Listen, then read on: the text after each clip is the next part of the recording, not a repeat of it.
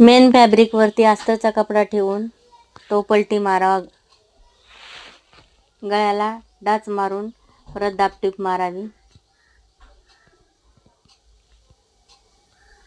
कपडा पलटी करून परत एक शिलाई मारावी, म्हणजे गळ्याचा आकार व्यवस्थित बसतो.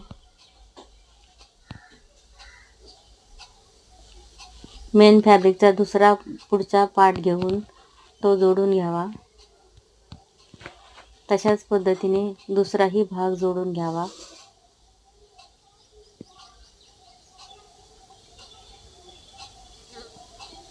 आता अस्तरच्या भागाला अस्तरचा भाग जोडून घ्यावा.